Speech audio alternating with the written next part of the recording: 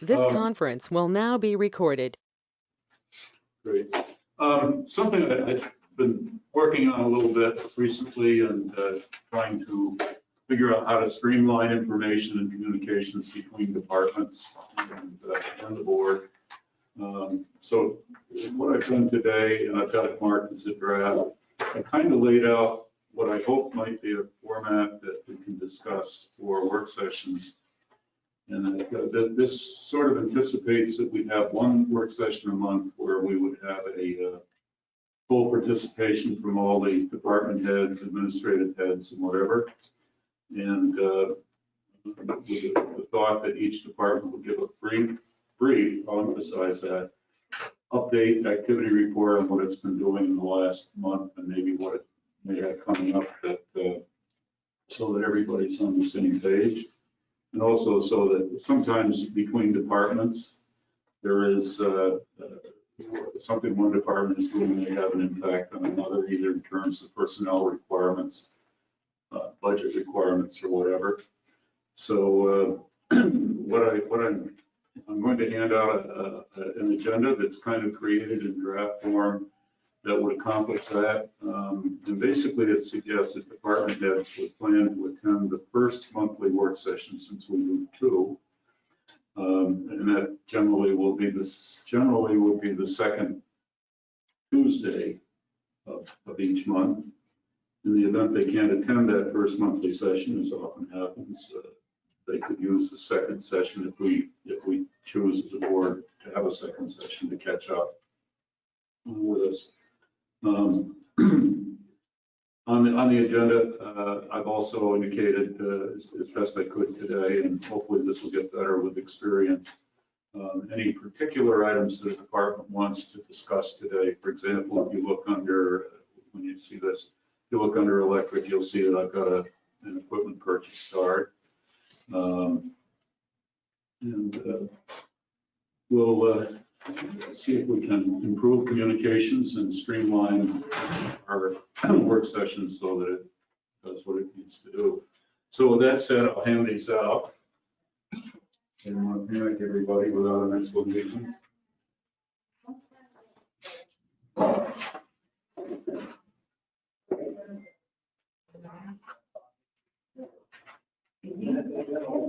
Yeah. Bart, I actually emailed one to you.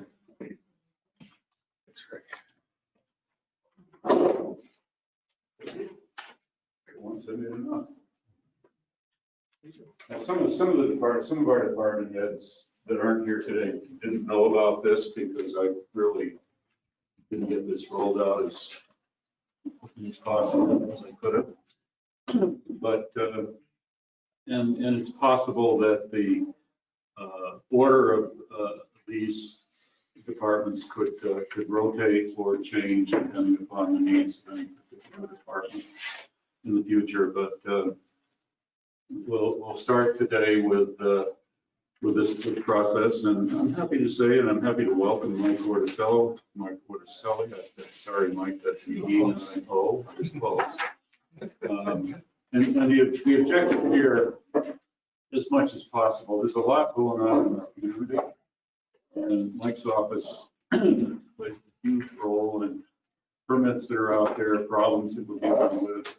I know that there's a high interest in the results of the short-term rental legislation that was put into place back in March and April. And I thought Mike does this for the town board, and I think it would be very helpful and probably very important for us to receive that same information as much as we can. So Mike, you have the floor. If you don't mind, I'll lower this so I can be heard. I'll try to stay 6 feet away. Yeah, so I wasn't sure what you all wanted to hear about today. You got a lot of people here that have their finger on the pulse, at least as much as me, maybe even more. But short-term rental stuff, like we could talk about, there's 456 permits out there, legal rentals. They vary, numbers, locations, and so forth. We have, with the help of the young man that you folks have hired, Patrick, and the program itself, we have a pretty good GIS mapping of where they are located, who, and we can figure out who the owners are, and 24-hour contacts.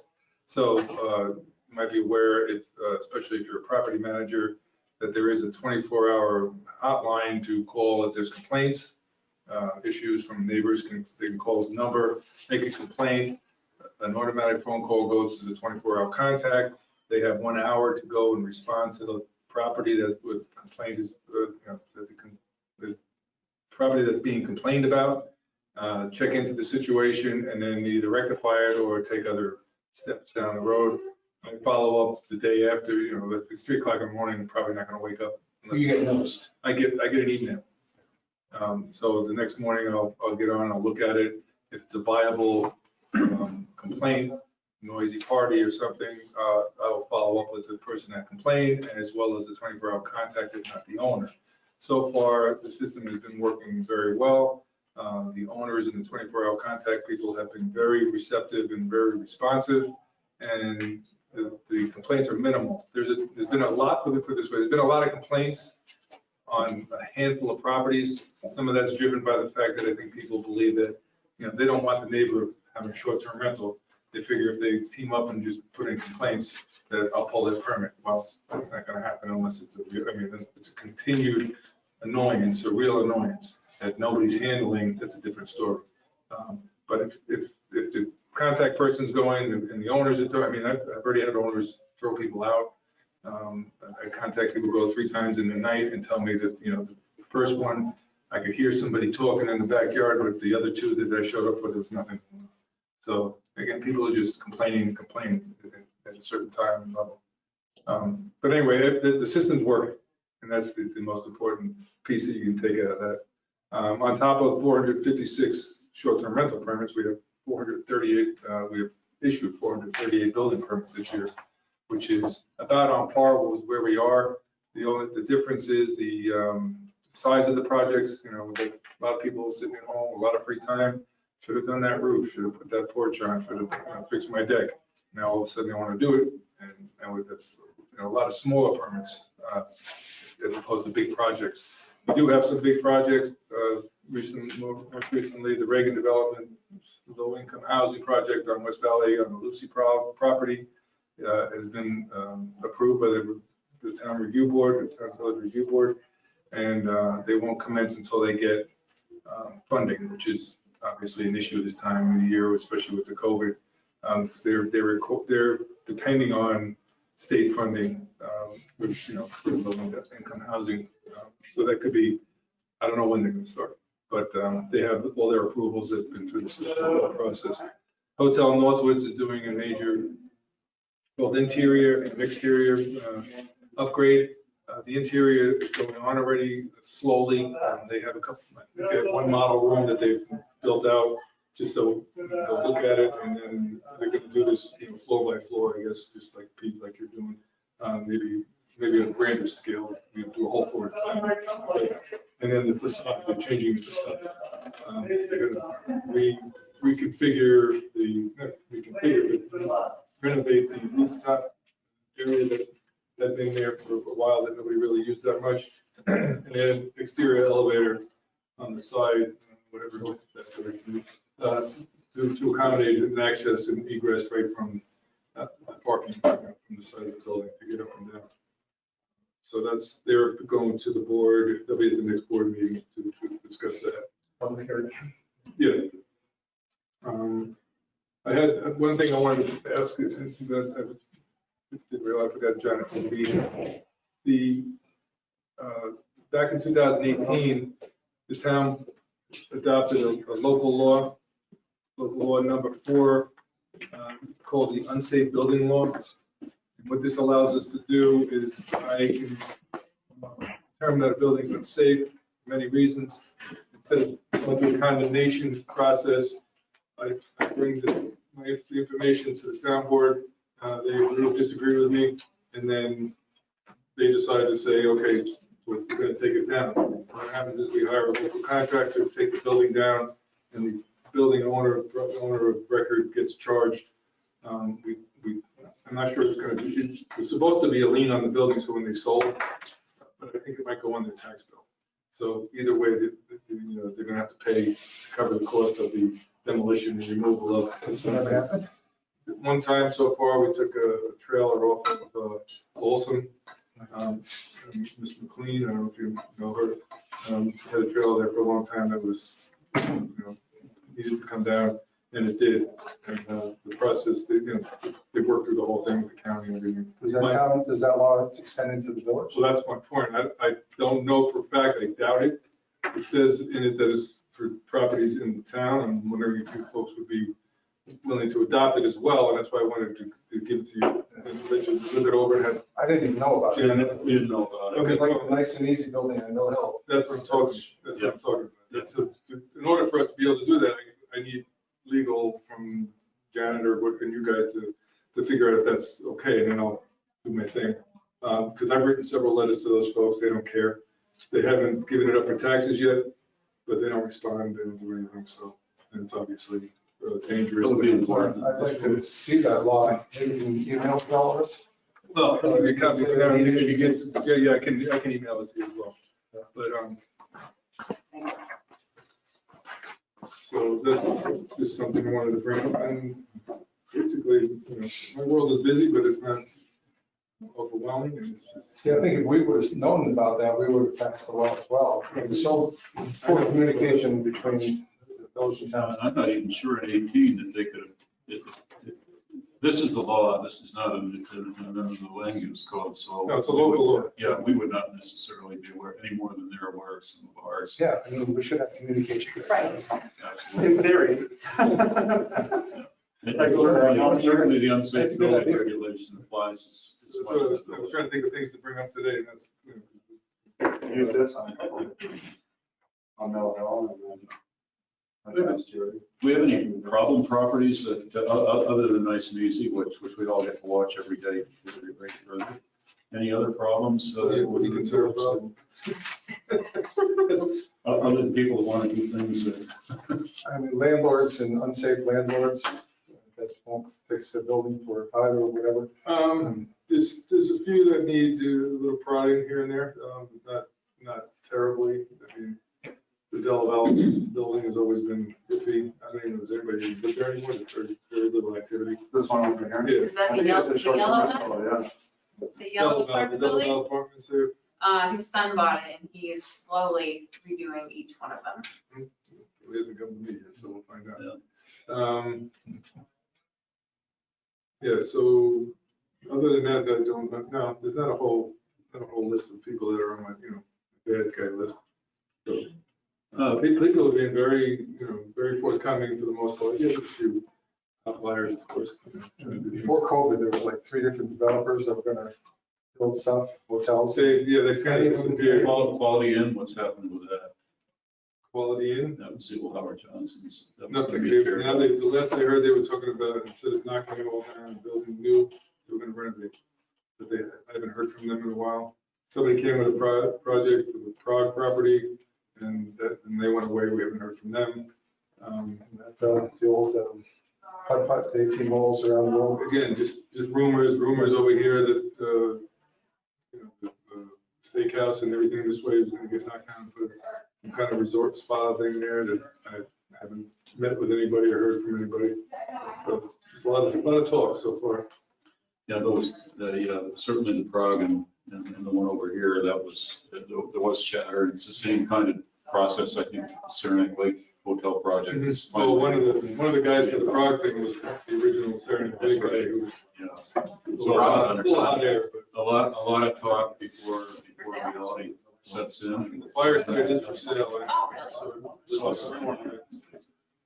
So there are changes. Mike, also we're hearing from local council that, and this may be somewhat a spin-off from the short-term rental impacts, but we're hearing that there's a significant hot real estate market in the village, which isn't surprising necessarily.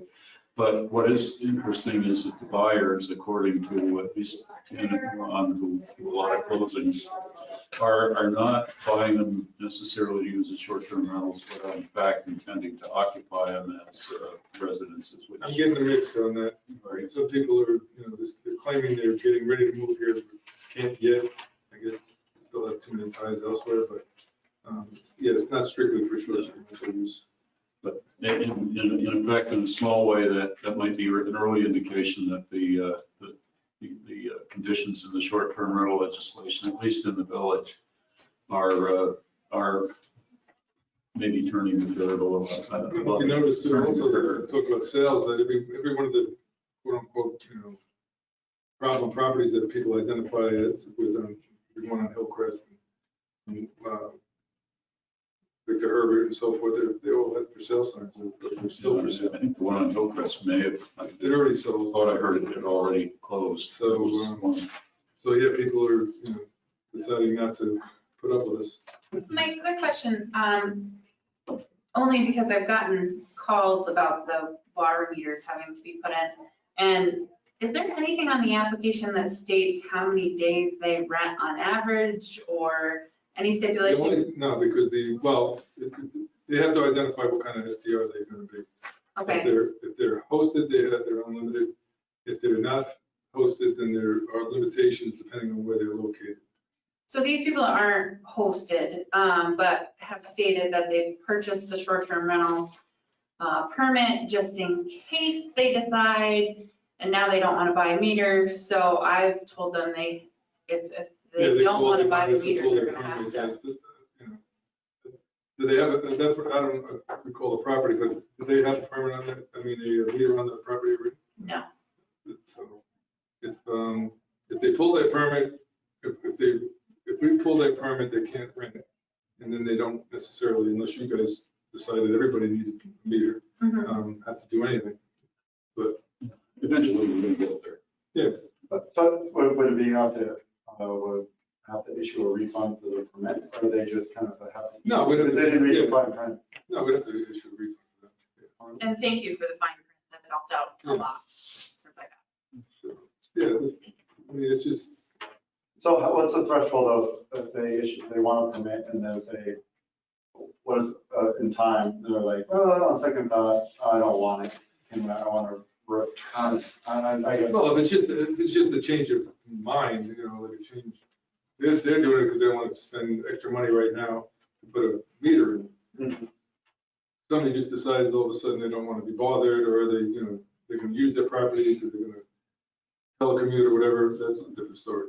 That we probably wouldn't give a refund on. Brad, what's the timeline to get all these meters installed? I've had a couple of They people. have to get a If hold they of sell, they gotta get it, come in and pay for it. permits Yeah, not And we'll transferred. install it. I had two I mean, people how call, many since they purchased the property 200 or something. and Yeah. they're not. Let's renting, keep, they're actually living let's keep there. the conversation on one line here if we can. Yeah, the permits are not transferable, so if somebody sells, that permit is basically dead in the water. We generally, when we hear of a sale, if it has been issued to the seller Mhm. will void that permit, and then the new owner will have to come and apply. Okay, That's pretty clear in the legislation itself. And there was something going on between Peter, between you and Brad, And that that's just that there's 200, I forget, I don't recall exactly the amount, meters that in the village. 167. And it's going to take a year or 2 years, or It's not gonna take very long to put the meters in if they come and pay for it.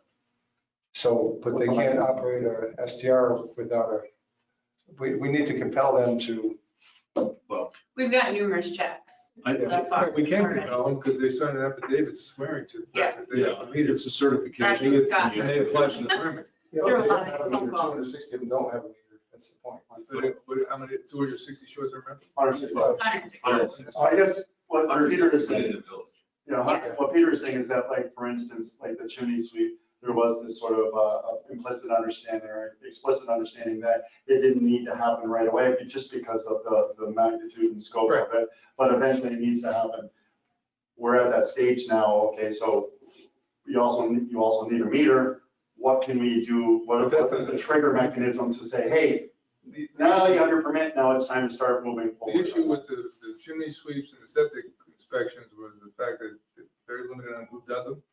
And, sudden flow of the need Mhm. and COVID, right? Okay. People couldn't get here to actually Sure. transact. Sure. This is a whole different story. Okay, We got the people that are gonna put the meters in, they're telling you you need them, and okay, you've sworn that you have one. okay. And so if you don't have one, you're in Okay. violation, you've just actually broken the law by signing and applying for this. We got a lot. So what is, Well, so what is the mechanism within the So local that- legislation that say, hey, I know you don't have a meter? So Fine. any violation, Here's how that can work. We will know. Here's how that can work. When ew. I have gotten umpteen million phone calls in the last 2 weeks. Yeah. It's been a lot of Since phone we calls, sent but here's the point. The letters out. The legislation requires that the application certifies that they have one. I believe, and Janet's not here to correct me, so I guess I can believe, that if the applicant has filed a check with the village, at that point, I think we could construe that as they comply. Whether we've gotten the meter on or not is less of a But it's on concern. us. It's now on us. Mhm. So that's how I think we should be viewing how this is done. Okay. And that will take the ambiguity out of it as to, well, we don't. for those have who to get there. Who's on this, Mindy? Hmm? Who's on this As far as far as compliance, so that they're actually purchasing a meter? as Sharon and Megan are the two leads downstairs. All phone calls with issues funnel through me unless they can catch them ahead of time. And Sharon has gone through the list that Mike has provided, and we've pulled every single flat rate person within the village. So as the checks come in, they check off that we are in compliance, and they'll continue down the list until we get them all. Have we, so that's They're fantastic. making phone calls? Who's communicated? Yeah, we've asked, the letter that we sent out has asked them to contact us Okay. in order to be in compliance with And the how many short-term have law. contacted you out of the 160? I've probably talked to close to 80 people over the last 2 weeks. That's good. We've gotten a lot of phone calls, a lot of phone calls. A lot of And meeting, if anybody else now refuses or does not comply, then it comes to me and I pull their permit. fine. Yeah, at the end of this, the next bill. We want compliance more than- Compares, you can still see who's still on the flat rate. You can see whether they paid. Yeah. And whether we're. Okay. If We have a they've list of already everything. paid, it's on us because we just haven't got their Yeah, yeah, meter in yet. If they haven't paid, we're gonna have to probably reach out again and say, hey, this is your last chance. And then we'll go to Mike. Yeah, it'll be up to you guys to see what Yeah. kind of time period you want to give yourselves. Because we also have to gain entrance to those properties. Well, I can get it. Yeah, but we, one of the requirements is we kind of want the property owner to know. when they're doing No, we always, Well, I don't. Yeah. we're having all property owners put either their phone number or their caretaker's phone number on the bottom of the check so that we know who to contact in order to schedule a time to go in and do it. Okay, perfect. Okay, anything else, Mike? That's it, unless you got more questions. No, I think this is, this inner discussion between departments, I think is exactly what I was hoping would happen. And it takes the questions off the table or makes it easier to communicate.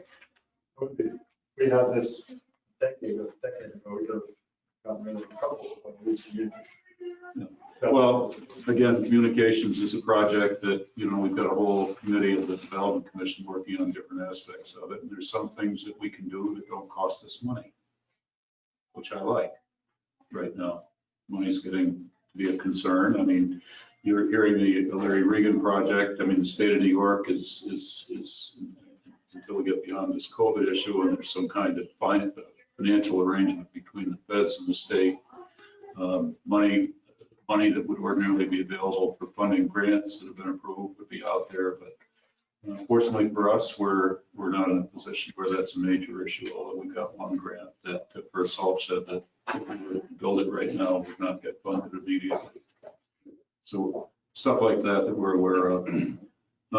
Actually, I had the police chief on here, but Craig, if I could, before Mike leaves, I don't, So close. This is either a question for the board, Craig or Mike. Mark Galvin's been back in touch with me again. When Emma's had the problem of their lines outside of their store, did the code enforcement get involved in that, Mike? No. No. Okay, so then nothing for you. So is the police and board of department or Clear, county board of health issue? like- Blocking a public thoroughfare is a misdemeanor. It's a disorderly conduct. It's not- Okay, that's good enough. Yeah, no, I think I'll be happy to discuss that topic further down the agenda because I really want to get the department heads all in as much as possible right now. But I saw the email, Art, that you saw from the bookstore owners, and I think it's fair to say the mayor has a lot of sympathy for the problem. And, we'll continue to try to find a legal way to address it. Probably at the moment, the best thing that could happen is that the property owner would step forward and corral their people just like Emma's did. It's great news to know that people want to be on the main street and that they want to use access to businesses that are there. The problem, I think, with the smoke signals is that they open at a certain time in the afternoon, and everybody wants to be first in line to get in because not everybody gets in every day because of the COVID limitations. So that's an issue that will probably go away someday if COVID goes away. But that's where we are. Does that help, Art? It does, yep, and I'm willing to wait, no problem waiting till later. Okay. I know you have Chief Moore. Is he not going to be at the meeting? Because I had a question for him. You weren't here in the beginning, you were late, so you didn't hear my explanation. This is a draft of the format that I'm going to try to put in place for work sessions so that communication between departments can do exactly what it just did with Mike. And So we're going back to how it used to be. Yeah, so other than, so nobody had pre-warning that this was coming up. This is something I've been Oh, I'm not saying that. trying to create a better communication. What is there, Chief, your absence was noted here. But this is for the board and for the police commissioners, is that we all know we're a week from election day. And we generally, and I feel like Lake Placid is a very calm and very respectful community when it comes to voting. But is there going to be a police presence just in case there isn't sort of a decorum that's maintained? I would say, number one, that I expect the village will be as calm as you've just outlined it, election day. Perhaps more so because of COVID and the number of people that are voting early or voting by absentee. In fact, your mayor voted by absentee. Mhm. And I did it partly because I just wanted to get it done. So I think the early voting is helping a lot, and I'm a little disappointed that it's in Lewis, New York, and not in North Elba, where it probably should be. Mhm. But nevertheless, it's there. I did get some phone calls. The one day Anita was absent that I took, and there was inquiry about conditions for early voting, how to get there.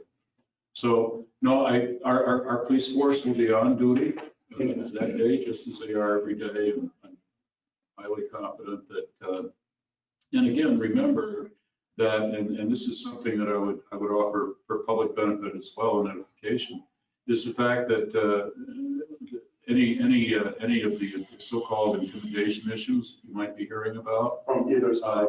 we mark the boundaries of 100 feet around the building here on election day so that anything that takes place inside that area that's untoward would clearly be a violation of I suspect, of the voting laws. But no, the bottom line is our force will be on duty that day as they are every day, so we should be okay.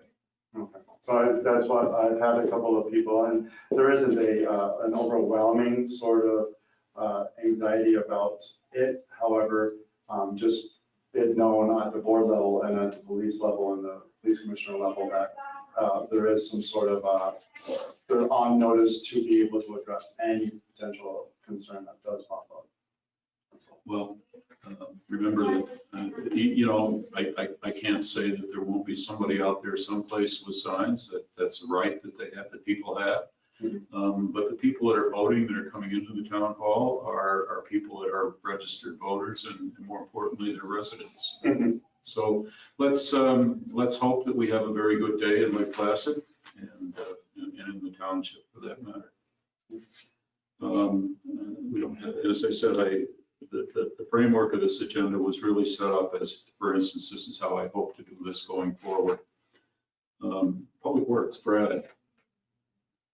I know we talked about some activity you're involved with. We had a discussion the other day of a couple of items. Yeah, the big items right now, we're set to award the bid, the Main Street project, if everybody's comfortable with that. I think everything's been sent to Craig so that that can be awarded. Next Monday.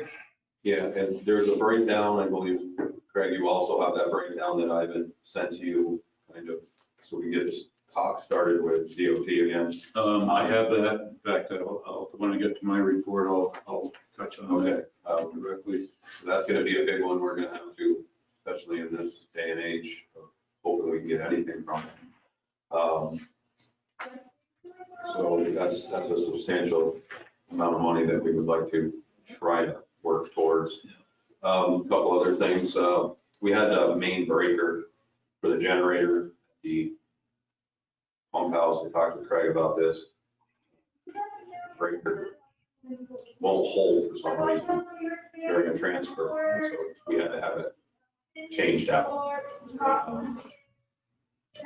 Night of the power outage, it was tripped. We had a hard time getting it to hold. So we changed that breaker out, and the other controller at the wastewater plant was today, and they had an issue with the control company coming Thursday. Because something happened, and trying to fix it. These are under emergency repairs, obviously. Yeah, these are issues that I guess every time it comes up. There's just things that always happen, it seems like during the first time. Then the last thing that happened, I think it was on Craig, there was a PO out there for one of the engines in one of our trucks. And to send it over to Ford, we thought it was under warranty, ended up being like a week out of warranty. And Yeah, as well be a year out. yeah, so it's close to $10,000 for them, it's $7,500 for the engine. They found a bunch of parts in the bottom. You know, like I told, the only explanation I can have that happened the night of that power outage also is the truck was idling all night with the lights on at the lift stations, going from lift station to lift station. I don't know why that should make a difference. They idle all the time, but that morning they decided to let loose. And it only had 60,000 miles on it. It's a 2015. Like I told Craig, we're kind of stuck. It's right at the age where you can't really scrap the truck and you can't. So we don't really have any other choice. Well, and the good news apparently is that the replacement engine will restore a warranty. The on the whole engine warranty because itself. Ford is putting in. It's being put in by Ford. So So that restores the value of the truck so that, we're not just taking a total loss on it. Had a meeting today with Mike Hamill, Darren Sprague, Ivan, and myself all met to go over a few things with the sidewalk project. Going to be wrapping up. Believe they're going to try to get their final payment requisition in for this coming Monday. There will also be a change order with that. Just all the odds and ends that we had to change during. I think the change order is coming in somewhere around 12 to 15,000, somewhere in there with just the changes that we've made. He went in, he sent somebody in Saturday, I don't know, getting a lot of calls on the plastic strips for the expansion joint. He removed them all. They're like caps. He removed them Saturday. They were called them Friday, and he sent the guys back up Saturday morning to remove those because they keep breaking out. They come out, that's what they're supposed to do, but they hadn't taken them out yet, and they were getting kicked all over the place. The other issue up there, Craig, that we spoke about would be Grace Peak. It looks like it's going to be on us to change. We're going to have to flip that block over ourselves. Probably going have to cut around it, anchor it, try to pull it straight up and then flip the block over. Unfortunately, one of our mountain peaks, and I think the board remembers a couple of years ago, it was brought to our attention that a peak had been changed, its name had been changed to Grace Peak. So we took the Grace Peak stone, turned it over, and printed the new name on it. Unfortunately, the contractor was not local, wouldn't have been aware of this, but they finally put it back in, to put the old name up. But that will be addressed, so we'll take care of that. You plan on sealing, or when do you plan on sealing the whole thing? Too late now. No, we're hoping that, hopefully next week we can seal. You think, really? That's what we're hoping. It's not too cold? Are we, It looks like next week it's sunny, the only thing I'm worried about is just having time for it to dry. Yeah. So we'll have to watch the weather, because it was pretty late before they finished the section up, and it's been raining pretty much. Nothing rise this time of year. And the only other issue that I'm working on, and that hopefully we start Monday, we've been held up with the wall at Bullwinkle's. He was supposed to be here last week, couldn't get here because of the weather where he was. Now, 2 of his people have had to, he hopes to be here Monday, because 2 of his people that were in schools that Corona knocked the school out, and the wives can't get off, so he had to let those people watch. They have no way to watch it, because they shut the schools down where the 2 kids were. So he's dealing with that, but he tells me he's still shooting to try to pour that next week. Okay. Mindy, what's the chance of getting the grant money for the Mirror Lake sidewalk? At this moment, pretty slim. I've been in contact with Senator Little's office. Sharon, who works on the grants, it went back through, because it had to be changed again. So it went back through the approval process. It was sitting in the second approval process, but the state is not giving out any money right now.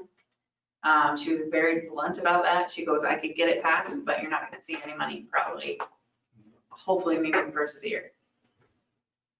So at this point in time, I keep pushing to see when at least we'll get it approved. But they're not releasing any funds at this point. are we going to do any sort of, because Peter, I keep saying this, and I feel like I haven't really received a definitive answer. Like, we want to salt the sidewalk only if it's absolutely necessary. Brad wants to salt the side only when it's actually necessary. So are we doing any information campaign or any sort of like signage and stuff like that? Signage. Okay. That's just, basically say it's winter watch, so. Okay. I don't know what else you can tell them, nobody's gonna, it should be way better than it ever was, it's flat, Oh, I agree. it's concrete. Oh, So it no. shouldn't be an issue, we're gonna tell them that we're gonna use minimal ice, not just because of the sidewalk, but because of the environment. So we're gonna put signage out for that Okay, beginning, Yeah. start, the end, and it's, because if we don't, that's, I'm assuming Janet would have a comment for that. Like, if someone slips, Janet, if someone slips and they're like, why aren't you salting? well, what you have to understand is as long as you're out there making an attempt, we're not held liable. Mhm. So even if you slip, if we were out there making an attempt at some time, Mhm. I thought We are Gina not. was against signage.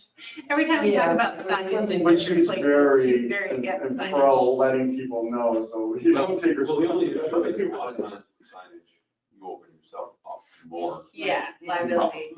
So in winter time, and the law states that as long as you're making an attempt, and it didn't have to be like we were there 5 minutes before them. If we were there the night before, Sure. because it was snowing, that was making an attempt. We're getting there an hour after that, we're making an attempt.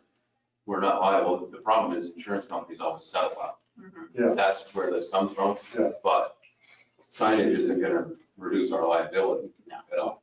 I So just we can put all the signage, but the only reason the signage is going up is, it's going to, for myself, is so somebody sees it to, well, they're not normally like this, I want them to have a reason. Exactly. So that's why I'm doing it. Yeah, 'cause it's- For a liability issue. It's out of the norm of what we, like, what we established, and just even like New York State's like low salt zone or whatever. Yes, that's basically what. Yeah. But because of the environment and the infrastructure, well, Yeah. but this, we are having signage. And then maybe the board led by the mayor can have a more significant conversation about it as we get closer to it. So the paper We actually, Brad and I both serve on a salt reduction task force committee of the Osable River Watershed Association. We actually both participated in a meeting a few days ago on that, and we'll continue to support those efforts. We certainly appreciate what the watershed's objectives are here, and So maybe they can help too for the communication. well, yes. One other thing before we move on is, the train tracks are being pulled up. They're starting in Tupper, moving towards Placid. The company pulling the tracks offered, because I said, can't come pull our crossings. Just get Offered what? the crossings. Yeah. Or Old Military and That's State fine. Streets. So the owner of the company actually stopped and met with me, and he agreed to come pull them. The state stopped it. I said, no, you're not gonna do it. You're gonna keep going that way. They told me if I want to, I can pave over them on our own dime, but they will not send them here to pull the crossings first. We were gonna assist them. I asked Craig if it was all right if I assisted them with taking down the crossing arms, and because they didn't have all the equipment over here, they only could get the rail puller. And like I said, the company doing the work agreed to it. They came and met with me. We worked out a plan, and then the state said no. So they said the crossings aren't coming out till next year. So Was it, we can pave over it though. The state was did it tell me. DOT that? or Yeah, DOT said no. the person in charge from DOT on that job site called the main office that's in charge of this and said, can they jump over and help Placid pull the crossings, get them out of the way, and then Placid and the county will blacktop? And the state said, no, it's on your contract, that's next year. You will have to blacktop it next year.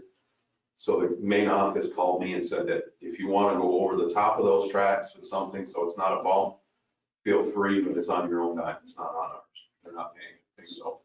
So there's like a dip right before it, so you're just gonna fill in the dip, so it's Well, more of an That's even. what I'm trying to get the county to agree, because Okay. if we're gonna do anything major, they're gonna have to come up and help. Yeah, well, definitely. Because if you just put blacktop over it, it turns into a jump and it's Dukes of Hazzard. So I would love to do it personally, but I don't know. I'm trying to get the county to bring their pave over it. You better, if the car became airborne, then Yeah, it really was. Because now the front end was out of the The car. tracks remain? Just imagine winter if it's coming down and it's That's, slick they and you will can't not let us stop it. pull the tracks. You go into the other lane. I have It's some just notes typical that I request. DOT. I'm going to talk to the. So we go out there and county, you have your jurisdiction. But there's an issue out there. They're worried about what we do. They do crazy stuff like that. Yours now.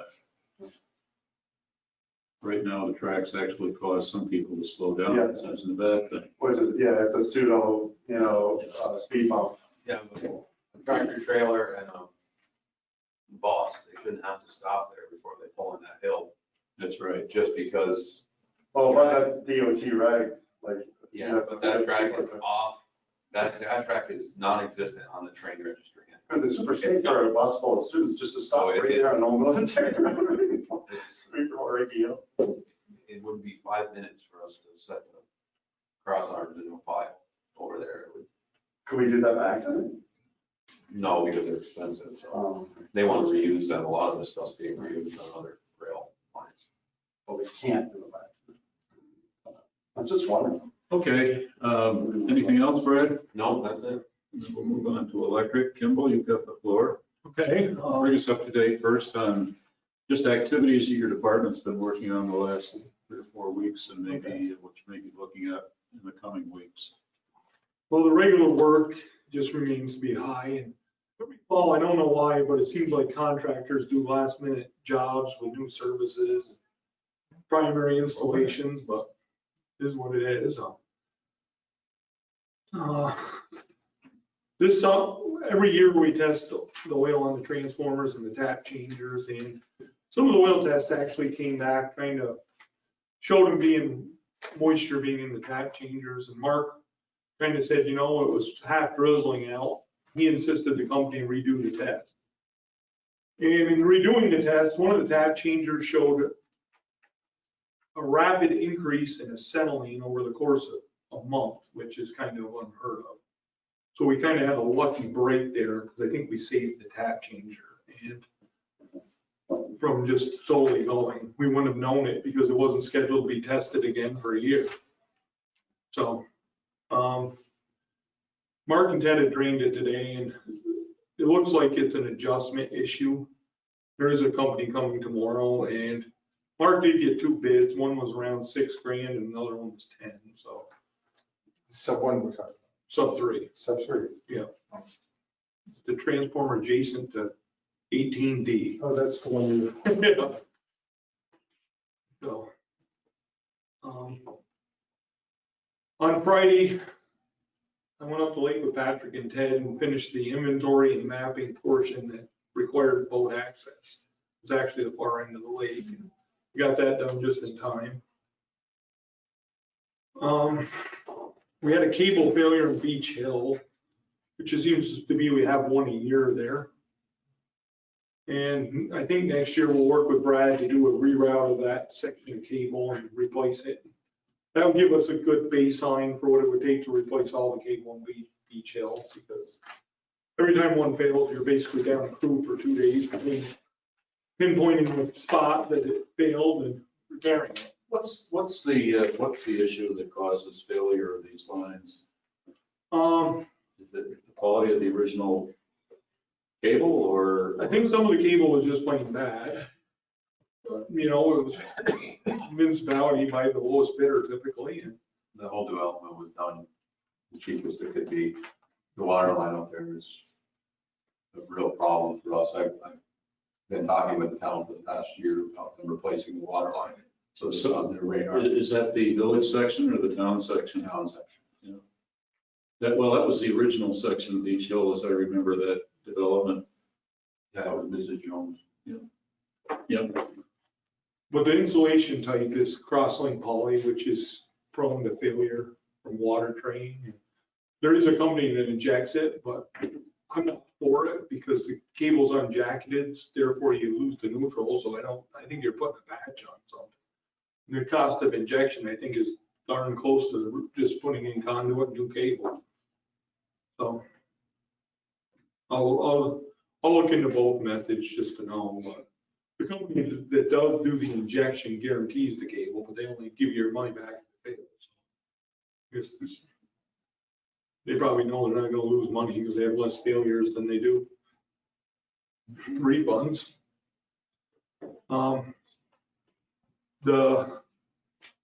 We relocated all the equipment up at the fountain, plus got the car chargers ready to be installed, and they'll be installed next week. Terrific. That, by the way, it's so cleaned up, it looks empty now. Yeah. Don't worry, it won't be empty for long.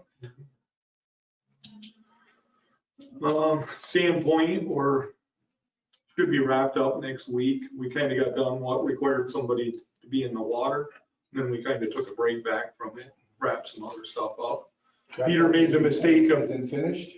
Is it finished, wrapped up? Unfinished? It should be next week.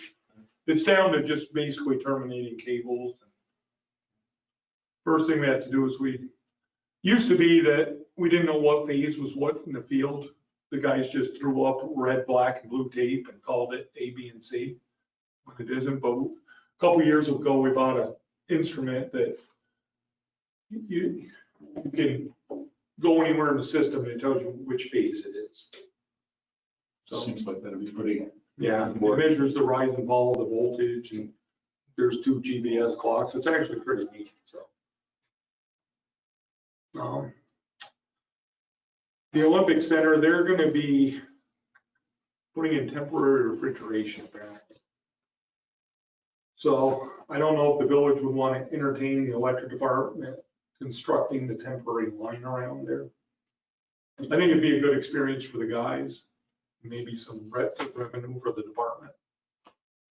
So I think we do it for about the same price it did cost them to write the bid spec for it. So time and materials. Yeah, And when would this happen? has to be done by February. So When it work? Yeah, we pick away at it in nice days. So I think it's about 6 poles. Investigate it and see Yeah. what it's gonna require and how that might interface with the regular normal work you have to do. And of course, that always assumes that we're not going to have a winter with a lot of bad storms. Yeah. And generally, it isn't the storm here we worry about, it's the storm downstate where we have to send, or we do send under mutual aid crew. I'll be working with Mindy, see if we might be able to do another transformer bid. We're out of some sizes, it'd probably be a small one of around 20. So, and we'd ordered streetlights to do a demo through RPI on Hillcrest and Saranac Ave.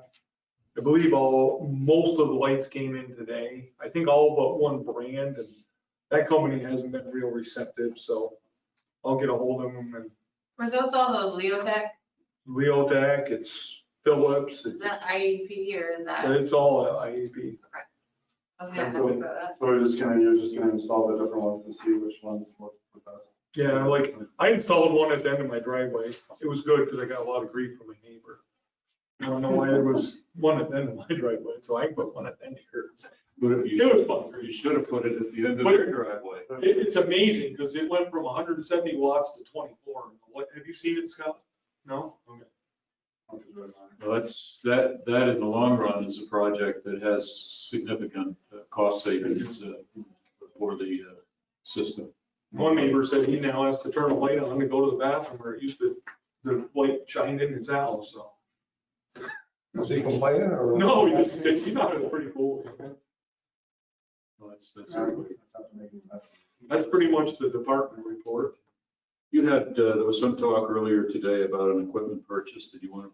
Sure. We wouldn't be acting on it, but maybe you can give us a heads up on what you're thinking about. Well, when we did that SPCC plan, it became evident that the way we store transformers at the plant's about as bad as it could get because all the storm water runs in right to the Chubb River. So if you have a leaking transformer, that's where it's going to end up pretty much. So one of the recommendations was to store as many inside as possible. I think we could get most of the small ones in there with pallet racking and a forklift. I think the purchase of a forklift would just make the overall department more efficient. When you have transformers show up, if you do it with a digger truck, it takes 3 guys. If you do it with the backhoe, it takes 2, one spotting the forks. The purchase could be made through the NYPA alternative vehicle program. I know Tupper Lake has bought 2 or 3 buckets that way. I'm personally not a fan of buying buckets that way because I feel like when you put the hybrid stuff on a bucket, it loses reliability. We had the one that we purchased that way, and every time it broke, it was a day to Vermont with the truck. Truck made several trips to Vermont. I remember that. Yeah. But I think a battery operated forklift is a no-brainer. Fairport buys most of their equipment that way, whether it's, as long as they qualify for the program, they run it through instead of budgeting for it. You had mentioned something about going through the PPAC and that. Yeah, It would be the charge. that's the incentive to do it through the NYPA alternative vehicle program. So the general customer would not be, it would be a negligible increase in the PPAC. Patrick came up with 34 cents if the customer last month used 3,500 kWh. Okay, so. And their PPAC, the total PPAC would have been $35. So it'd be 34 cents more. Okay. So that's it's not a topic we're prepared to act for, but it seems like it might be worthwhile specking it out and working with Mindy to get the, validate the impact on the PPAC, and if it makes sense, then get it on the agenda for the board. It's at the Kimball, it's what they do with the digger truck and unloading, it's so inefficient. Well, And they've always done it, I mean, forklifts. and you're talking about inside storage, and the digger truck's a pretty big piece of equipment, being moving a transformer through a garage door. The fact that he's doing it is impressive in itself. It is. But also you're talking 2 men Forklift is 30, 40. and there are some cost savings that. I mean, I figure it's a 30-year piece of equipment at least. And if it's maintained and keep it inside. Well, why don't you develop the specs, confirm it, and work with Mindy on the funding side. Okay. One for the truck room. Now, you mentioned you have racks or you need to buy racks? We would buy racks. They were in the budget this year and I looked it up. We budgeted 8,000 for the pallet racking. Mhm. So And where would they go? they would go in the old garage where we park the small trucks, just against the walls. So, and in Dave's garage also. You know, Maybe we, in the side garage. I know the little tractor used to be in there at one point, but that's gonna become a tool room, because every time you need a tool, you don't know if it's at the ABC, if it's at the plant, back or. Tools are gonna be there after this winter, so, it makes sense. yeah. And, you know, we would store transformers on the lower portion, but then there's certain tools and stuff that you use some years you use it 3 times a season, other years you don't, there's 2 years you don't use it. We use the top shelves of the pallet racking to store that type of stuff. I mean, it's basically unused space. You only use the bottom 4 foot of it right now, and the ceiling's 12 foot high. Good point. Are you pretty much finished with that? Pretty much. One more thing. It's always fun digging a transformer out of the snowbank when you need it. And that would alleviate I that. get it. One more thing, Kimball. Yes. The status of sub 1, when's it going to be fired up altogether? Altogether, week after the 9th, because they're combining the trip for SCADA work, the engineer's coming, and the SCADA company does not work on holidays, so they deferred it to the week after the week of the 9th. So, let me get my calendar here. And why do you need these people? To ensure that the relays work the way they should. NIPA has to be here to ensure that they're picking up the power we're using. It's important. Yeah. Important to them, not us, unless they're picking up more than we're using. So they're coming the week of the 16th. Because the week of the 9th was Veterans Day. And so the engineer shifted his week to the week of the 16th. So, By Thanksgiving, it'll be turned on. well, it's basically turned on now. I mean, we're on 1 breaker instead of 2, and before we were on no breakers, so. But Old weather's coming. One step at a time. that's designed so one of the 2 breakers will feed the village, so. But overall, by Thanksgiving and generally speaking, hopefully, our demand doesn't hit any peaks before, so, and it's early on, so hopefully it's done. We're done.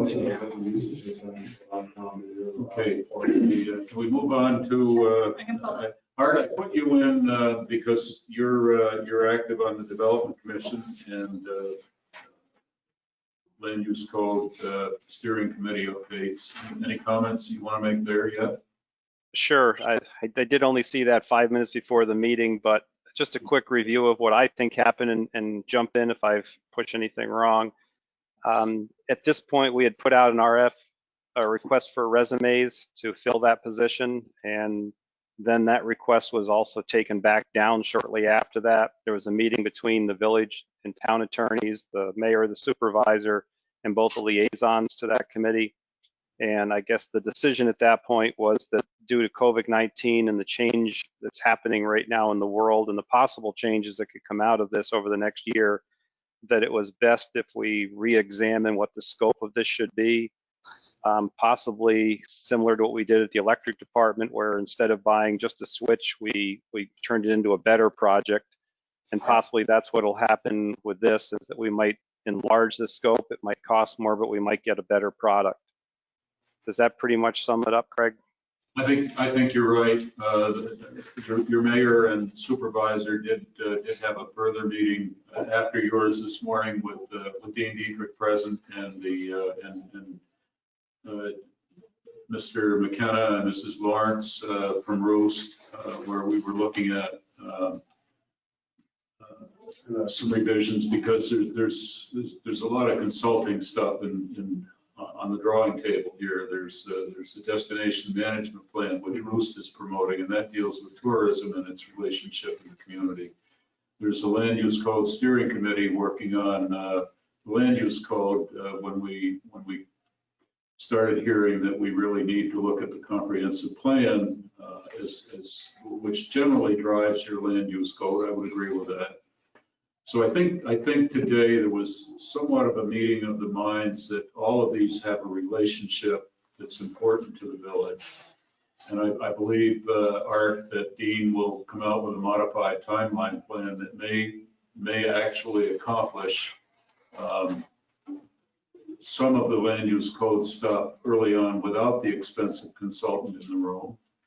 And let the destination marketing plan go forward. That's a Roost project in terms of funding. It doesn't affect us directly, but the outcome of it could be important. And then focus relatively soon on the comprehensive plan, which really is the community statement as to what they hope to see this community be. So yes, I think we're making good progress there. I think in a matter of days we'll probably see something in print that will we'll all be able to buy into. And not have a collision of consultants in the village, which I think there's just so many people that will work on these projects, and that was the point that we have a very, very good steering committee right now, and I'd like to keep them engaged and move this project forward. Tremendous respect for the skills that are in that committee right now that can work with us. But the destination marketing plan, that steering committee might at times have to be enhanced with a broader voice from the community. And there are people that speak their minds about the community. I'm hoping they're going to come forward when we ask for some additional human beings to help round out this effort. So that's where we're at on that. That was about an hour and a half this morning, plus Art's time. But I think some good work is getting done here. We just don't want to get a whole bunch of consulting plans running at each other. I want to understand the destination marketing, it's more than that. It's not just tourism. It's about developing a vision for the community as a whole, and that there are subcomponents that these committees that. If you were to look at the community of Breckenridge, Colorado, you would see a framework that's similar to what they're talking about there. And largely this is to, I think, begin to address the sense at times that there is tourism fatigue here in the village. People get tired. On the other hand, we also recognize that tourism is our economic driver for the most part. So it's important that we and the town and the village have a role in that whole process, and that's what our development commission is designed to provide. So more to come on that. Sorry, Craig. Didn't we talk last time when MJ was here that they would forward us the Breckenridge report? I thought the mayor was going to. I have it, and I can do that. Can you do that? Yes. Would you remind me, Anita? I think I actually opened it up and I looked at it and I said, well, this feels comfortable for our community meeting. I would just further add also, Craig, that I think we're very lucky that all three of these hadn't begun yet, because I do think all three of them should be done at the same time. So the timing was perfect for a rescoping, so to speak. Yeah, I think you're right. And as I said, I think we'll see what it looks like in print tomorrow. But when I left that meeting, I think both the supervisor and I were feeling that of the four of us, five of us in the room, that we were maybe on the same page. And that's good. And we'll see if it works. The other issue that frankly we have is it's budget time for the town, and in a matter of 6 months, it's going to be budget time for the village again. And all of these things have costs, and we need to be sure that we're using our resources as effectively as we can.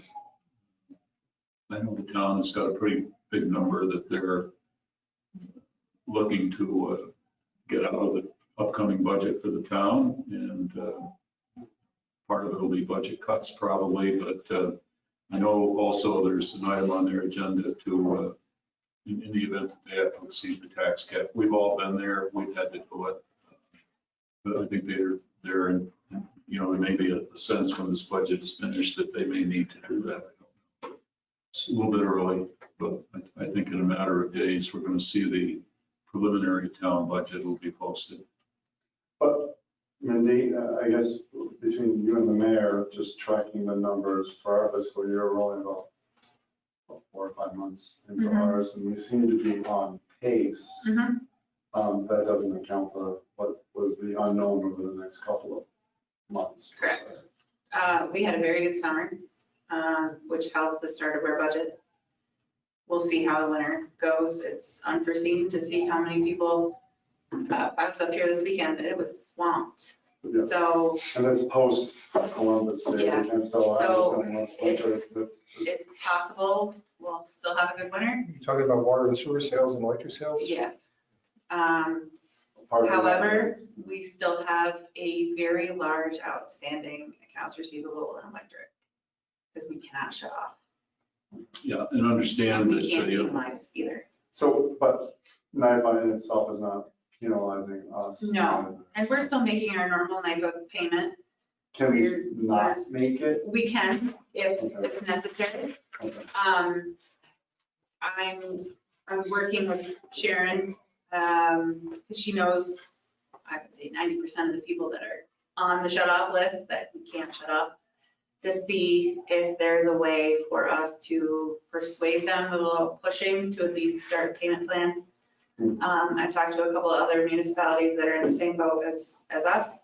And one of them in particular said, okay, well, here's the deal.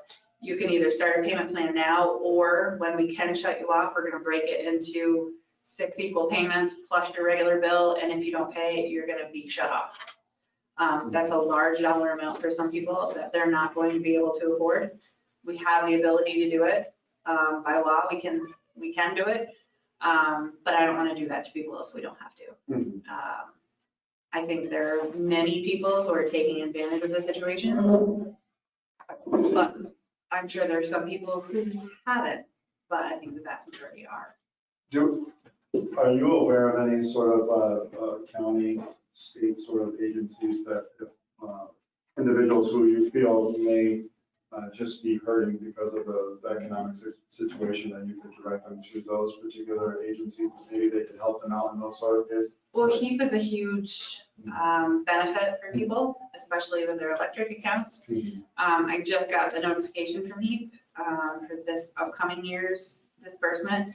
They kept it going through the summer for air conditioning purposes. If you have special needs, you can get additional HEAP services. I'm concerned for the people who haven't made payment that HEAP money is going to go real fast. And it's going to go towards months that were unnecessary for HEAP to pay. And I don't know what HEAP's stance is going to be going forward if they find out that they're paying old accounts receivable because these people just decided not to pay. Yeah, they can maybe potentially sort that out. The ultimate goal for me is, that if we give them the information, maybe they already know. We send it out every year. Oh, you do it. And it's just as a way, maybe we can just have refreshers as a way to, like, here's an avenue, and we'll leave it up to HEAP, but if there's a way that they may be able to, we can recoup some of the outstanding balances. Awesome.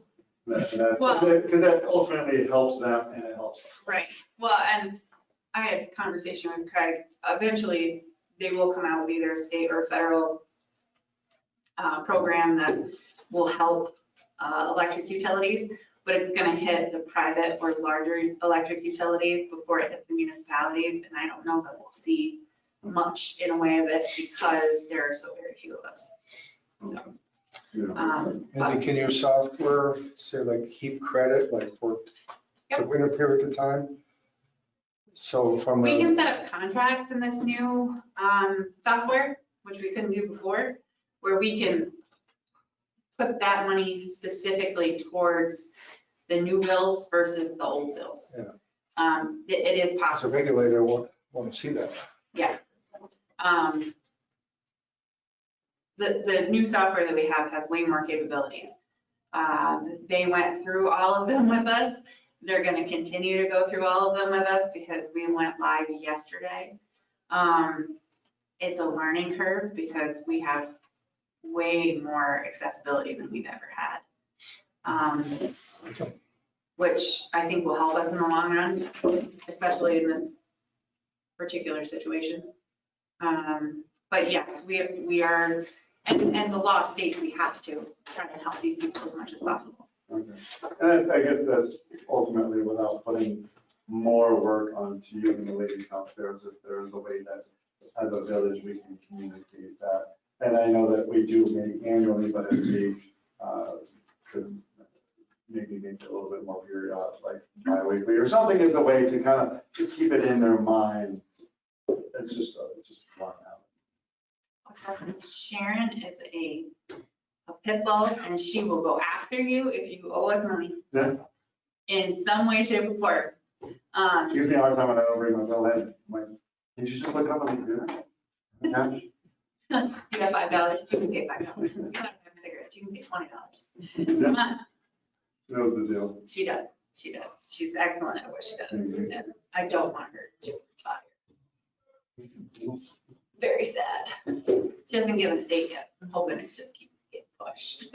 Tell her we leave. We just won't hire anyone, so you know, make everyone else's life tougher, maybe guilt her and stuff. Mindy, do you want to touch briefly on Patrick Wells's? Yep, I had quite a bit. So Patrick had put out a purchase order for two things. There's another one coming. One is an additional GPS receiver for GISing everything. Now that we're doing every department, we only have one. So if one department has it, then we can't use one for another department. This one has better capability as well. So if they're off in like a no service area, it lasts longer than before. And Kimball, you can probably attest to it. Oh, You yeah, know, Brady was like, touch and go. You get 2 polls and then 10 polls don't show Well, up. the battery was and you get running another out. poll. So what if it goes back totally dead, Patrick? He goes, you don't want to know. I said, okay. So Did he not charge it? this would Like get, my wife and her cell phone. For the love of gosh, when you go to bed, plug it in, and it works the whole night. this would get spread across all 4 departments because it'll be utilized for all of 4 departments, vacation rentals, whatever we need it for. So that was one proposal that he asked for. It's $8,000, but spread across the 4 funds, I don't think it'll be that big of a expenditure. The other is software for the ArcGIS system that does the overlay that actually shows you an aerial of where you're at instead of just big green blocks. We had our first presentation, or Patrick did his first presentation with the smart board on the 3rd floor the other day. Everybody jumped onto, that's the coolest thing ever. We need to use this. We want to have this. It seemed to go over very, very well, but it gives a live view. So you can see the oval, you can see, it makes it more realistic. It's an annual subscription of $2,000 per year to have that overlay for that particular software. Is this a software that they would use, like departments could use it in a mobile capacity, or is this just? Yes, it can be used in a mobile capacity, correct, Kimball? You Oh, guys use it, yeah. But he has short-term rentals on it. He's got all the electric on it. He's got most of the water, I believe. No, he's got some of the water on Water's a it. little bit. Sewer? Different both and everything. Yeah. But he has been working with Tracy on water and Old sewer. newspapers? So It's a little complicated. but they're working on it. And he has showed me what he has thus far, and he did a presentation for us just on short-term rentals, just so we could see how it all functions, and I will say I prefer it with the overlay, so you can see exactly where. I had a demonstration of it, and in one case, it looked like I needed eyeglasses. In the other case, it was crystal clear. Mhm. It was interesting, though, the one where I needed eyeglasses had much more vivid color, just didn't have much definition. Mhm. In the recommended software clearly is crisp, Okay. clean, I think that Certainly- presentation for the board would be fantastic. makes sense. I think we're gonna do it next board meeting. Oh, fantastic. Yeah. We will, Just- He wants to get all the ducks in a row. Unless there is some reason that we have to hold back on it, we'll probably put it on the next agenda for consideration. But again, we've got really interesting results from the equipment and the work and the stuff that we're doing, and it's taking us into the future. Little by little. Yes. So, I just have a couple of other things. We're allowing the Mirror Lake Watershed Association to do their fundraising mailing on our postage machine. They do it every year. I think I sent this out to everyone, but just in the event you didn't. Yeah. Wanted to make it work. They're increasing their solicitation. Typically, it's been about $250, I believe, like $275 this year. And my reason for supporting it is simply that I view the Mirror Lake Watershed as an extension of the village. They're the ones that are taking care of and monitoring the conditions of Mirror Lake, and were it not for they, there would either be nobody doing that, or the village would have to hire someone. Sure. So. Do we calculate the supposed cost and budget into one of our contractual agreements? Yes, we have excess money in the Because we donate X. number of fundraising funds. Okay. or donation tab of the, I don't remember what it's called. The community. My brain's fried. No, not that. Community development, there we go. Portion of the budget, yes, there is excess money in there, and we track it, so we start the meter when they start to run it and stop the meter when it stops, so that we have an exact amount. And that's our contribution, that's in addition to what we fund next week. So, Yes. Well, we do fund various projects that they're involved with, although it's becoming a little bit more ambiguous to try to figure it out, because Osable River is also involved in some of this work. So Mirror Lake is got a major issue, and it's getting, I mean, we've got RPI people involved here now with that equipment that's floating out in the middle of the lake. And if you read an article that came out last week, it actually started to describe several of the different readings that's taking and will take continuously throughout the year and winter. But it is a lot of that work is grant funding. But I guess, underlying it, our local Mirror Lake Watershed group tries very hard to raise money from the community rather than come to us and ask us to become a line item in our budget. Sure. So I do support the request. I just wanted the board to be fully aware of the request and what it does. Craig, I was gonna talk to you about this before, but Brendan, I was with Brendan Wilkie today, talked with him. He has some money that he could use towards, they want to map all the entrance points of the lake and the drainage outfalls. He asked if I had anything, that's what got us talking today. I said, no, he has some money that was grants that came to them. He would be willing to try to get that money funneled to us if we could map it for him.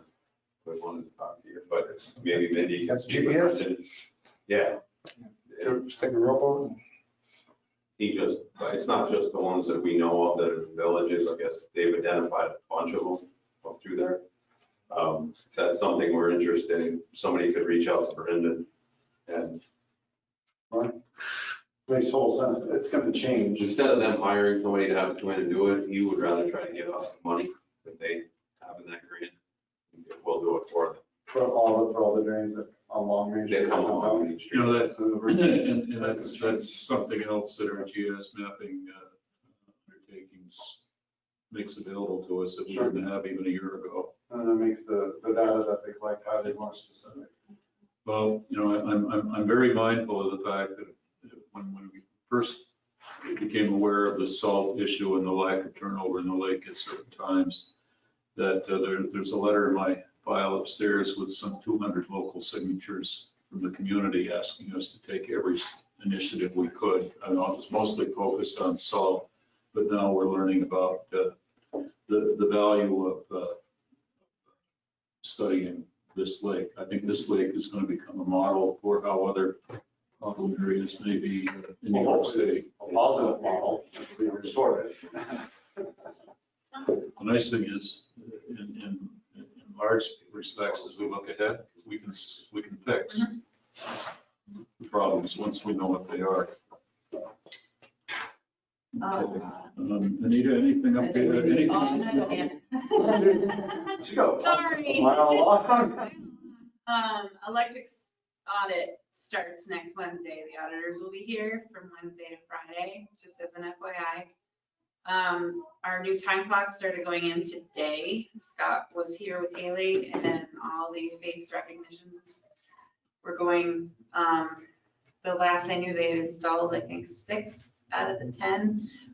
This is Tracy's baby. It is her project. She's doing a great job. She did all the input into the system ahead of time. So they are just doing the installations and getting the facial images. We have to go to the New York Yankee drop and make everyone shave their beards in the month. No, No, because my husband would have shot me if that was the case. He has a huge beard.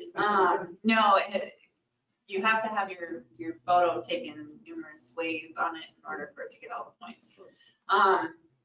And just as another FYI, this happened right before it came down. We got a fraudulent unemployment claim on an employee who was working. He wasn't aware of it. The state sent it to us asking for his information, and he has been made aware of it, and we've sent it back to unemployment stating that this was a false claim. I sat on a conference call 3 weeks ago with Government Finance Officers Association. This has become a norm since COVID hit. There's a college down in the Albany area. They had 8 teachers in one department get hit. I'm just confused. Still do anything, but then somebody's stealing their information and filing false claims. Really? Wow. So just as a forewarning, be careful, because we did have it happen to one of our employees. Thankfully, we check everything before it goes out, and he is very much so employed and has been made aware. So that's all I got. Okay. Anita, I know you're working through this required pandemic management plan that we're Yes, required to I put think together. we were discussing at one of the last meetings that I would be handling that for the village. And then Jay came to Craig saying the town is going to be hiring a consultant. So we've decided to try to work together since we're in one building. We have to share lots of the same rules anyway. I mean, you don't have all the free time to work on it. I think I'll share a little bit. It's going to be She's Butch not a and school I. teacher. Butch and I. Or a person who would. As the primary. Butch and I will be the primary contacts. Butch and I and Jay and Craig listened to this guy's pitch. I had already heard it. It was the same person I was going to be consulting with anyway. And they will give us slight discounts since it's the two working together. But they sent us a contract, and Janet balked at it a little because he talks about, in the contract, it says after agreement of specific terms and conditions, such as detailed tasks and project benchmark dates. She wants those terms and conditions and tasks and dates to be in the contract before we sign it. So understandably so. So we're going to go back and forth with that a little, but I think all of us felt good about this gentleman, so we will move forward on that. I didn't know if you wanted to add to that at all, since you weren't on that meeting. No, I think you covered it adequately. Janet just wants to be sure that it's a little bit silent as to what the deliverables will be. Very good. And I think that was a good catch on the part of our legal people before we put down that vote. My guess is we'll get, that this person will respond appropriately to that. As Jason mentioned, Election Day is a week away. Just this year, New York State changed the law for what we have to provide employees in terms of time off. Actually, as long as you have a 4-hour voting block that the polls are open, we do not have to provide them with any time off. If you are working such long hours or just such specific hours that you do not have a 4-hour block of time off, we have to give people up to 2 hours off. It used to be up to 3. We'll get that word out there, but I don't think it's a big issue around here. If anything, I've seen the lines so long already for early voting that it might not be a big deal on the day of. And obviously, we want our employees to vote, so we make allowances for You know, that. it also occurs to me that that reduces the number of people that have concerns about COVID. And you know, our election inspectors are there for 15 hours nonstop. Yes. And the more we can encourage people to vote without coming into the building, which is why I went with the absentee ballot, the more hopefully assurance we can give our inspectors that they're going to be safe. So everyone down in Lewis and up in Malone being that's sick, we'll all be fine here. I encourage everyone, vote in person. If you're going to go to the grocery store, if you're going to, if you're going to go to school, if you're going to go to work, if you are risking your life to pick up a pint of ice cream, you can risk your life to do your civic duty. So I think a lot of people are just, they're voting early, so it is still in person. Even if people like Craig voted by mail, but that meant his spouse carried those ballots to Elizabeth down. So Exactly. oh, Cheryl put her line. She had doubts about the post office, so she had carried them to Lewis. So one way or the other, everyone's out there voting. Before Election Day, we still have Halloween. We've had some mixed feedback saying that the board was not strong enough in saying whether or not trick or treating was happening. But Craig and I were meeting with the Business Association and with Bruce. We've tried to get the word out that there is no official trick or treating, but we are stopping short of telling people not to go to Main Street because just as many businesses as don't want crowds, businesses also don't want us telling people don't go to Main Street. So we're trying to balance that and get out the word about the movies, one here in Lake Placid and one in Saranac Lake, sponsored by Roost and our PD here in Lake Placid. I think just to supplement the Halloween comments, there was apparently some feeling that the village somehow rules over Halloween. We really don't. Halloween is a national event. What we do and what we have done for the schools with a parade, we make the privilege of using Main Street available. We provide public safety escorts and we try to make it a really nice event for the children. In the afternoons, generally, parents, oftentimes the younger children, cruise along the shops on Main Street, all of which in the past have either responded with some kind of token candies or whatever they do.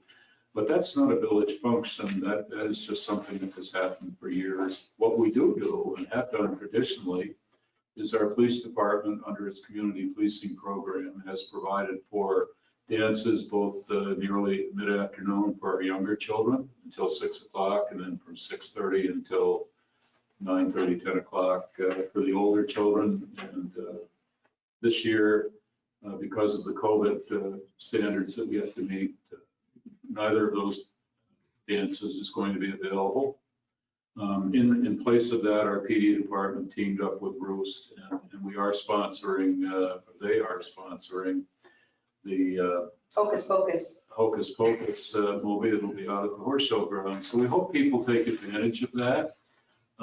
Yes, it is a different year, and it's still completely conceivable. Some of our local businesses, talking with the Business Association, are still preparing for the fact that there'll be children on the street. And I guess there will be, most likely. Some are not, but that's an individual call. I think people have to make on their own.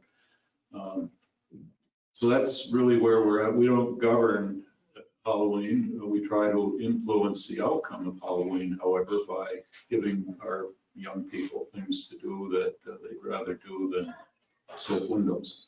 This There morning, was a very good piece that came out, and we've been publishing a lot of this type of, this one Yes, happened it's all on in the state of Facebook New page. York.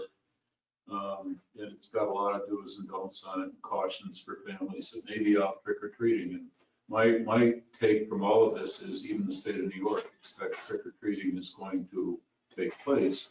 If it does, here's some things you should do, and here's some things you probably should try to avoid for your own personal safety.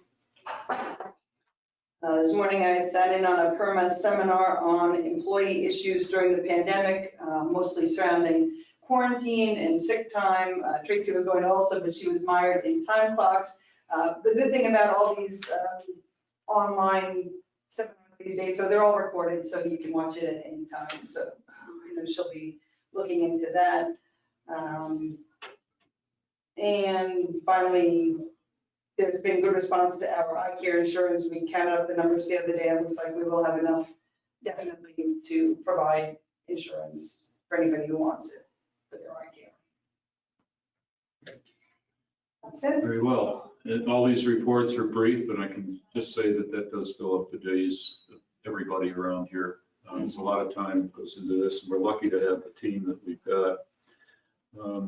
Any more, Anita? No, that is all. I'll just comment. I'll take the Oleo consulting agreement, which deals with the police department. Based on the board's authorization, I am executing that agreement with Oleo. I did pass muster with legal review, and we're happy to see that. So that will get underway. And I believe according to the chief that the principal person from that firm has already been in touch to follow up. So you can expect to see some, I think, largely internal work, but we'll keep the board informed. It's basically the duties on the mayor to perform this and deliver it for April 1st. I think we'll be able to do that and still engage the community along the way. Main Street update. There's a lot going on there, actually. Yes, the low bid, which was Kubricki Construction, did pass muster in the engineering review, and it's being recommended that we award the bid to Kubricki. I did raise the question that we're still awaiting work permits from DOT, engineering, and I think we're at deal that the award, regardless of that, can go forward. May help put a little onus on DOT to move along, and this project really doesn't mobilize until next spring, I think, primarily anyway. But I'm guessing we'd like to get the contractor lined up and insured. So that, unless we have other advice to the contrary, I think what I'm sensing is that folks would like to see that appear on the agenda for Monday, so it may appear. We're working on some other aspects of the Main Street, the parking garage. Peter has been incredibly involved with a lot of the little pieces of the puzzle that have to come together to make a proposal work up there for parking. And right at this point, I'm seeking a professional appraisal for two little really slivers of land, but they're very necessary to make this project work in a way that I think the community will be very pleased with.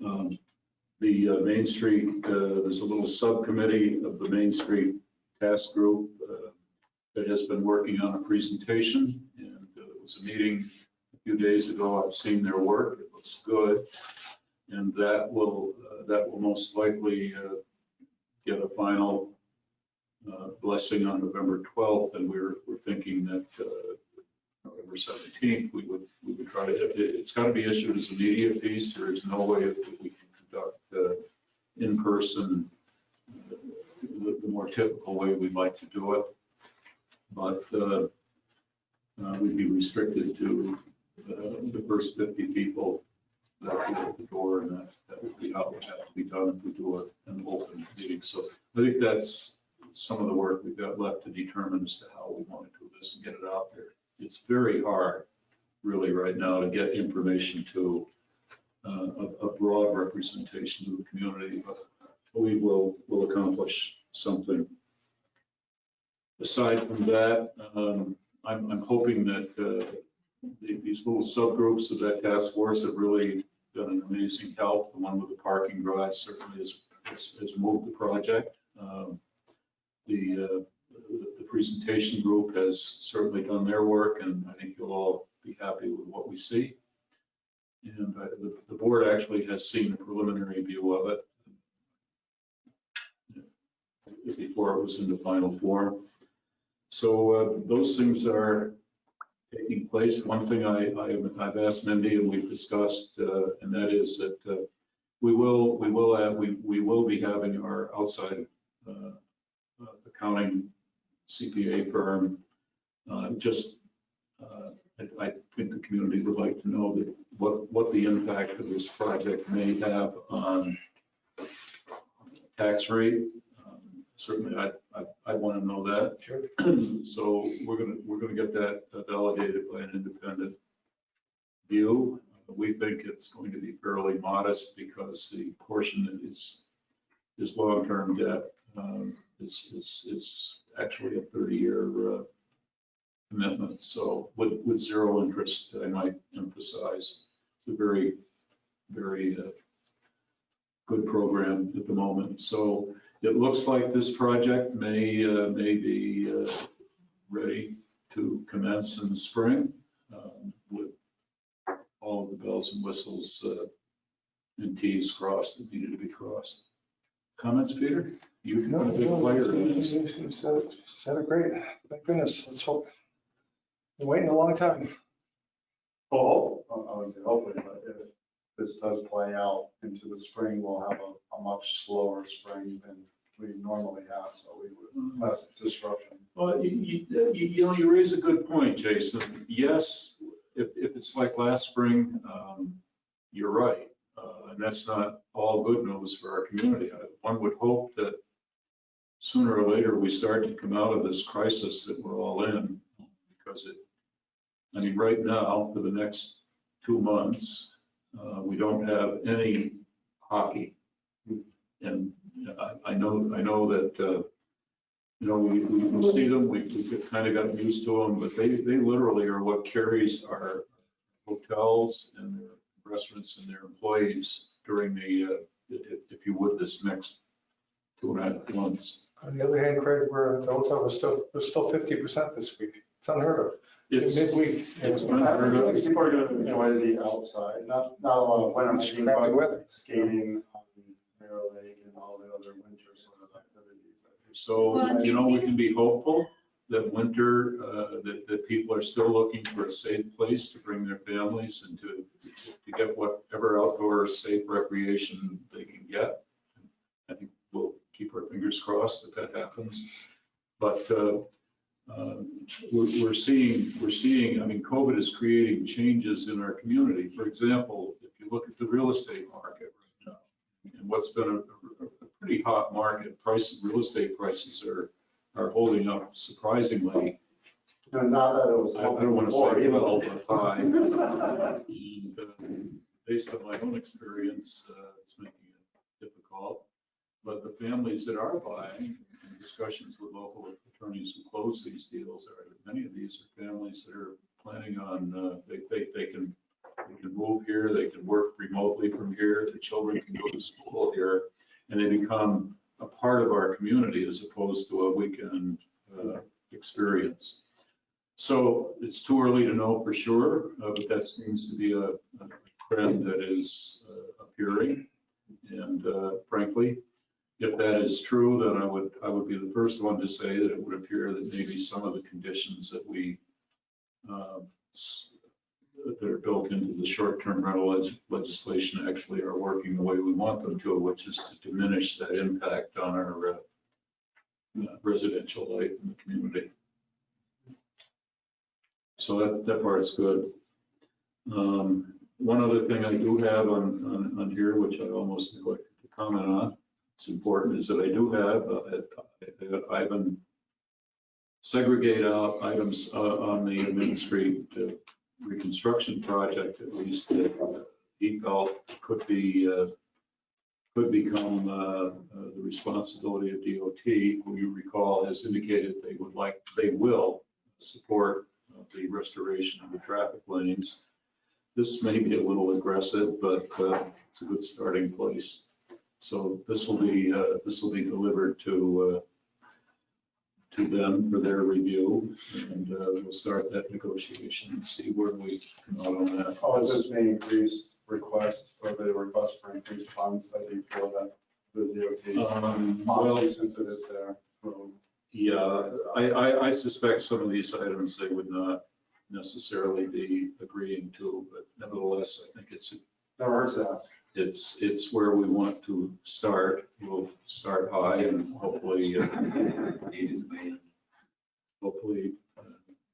reconcile. Let's face it, this is one more of the pieces that helps to reduce the total impact of that cost on our taxpayers. So we do want to be successful with this. I think with that, we're pretty much at the end of, it's not bad, I'm just not sure how long this will take, but this gives you an idea how the modified approach to this with all of our departments and getting into the cross conversations that don't occur otherwise, at least with the board and the board members in the room. Did you like this approach? It seemed to me that it was pretty open, pretty informative.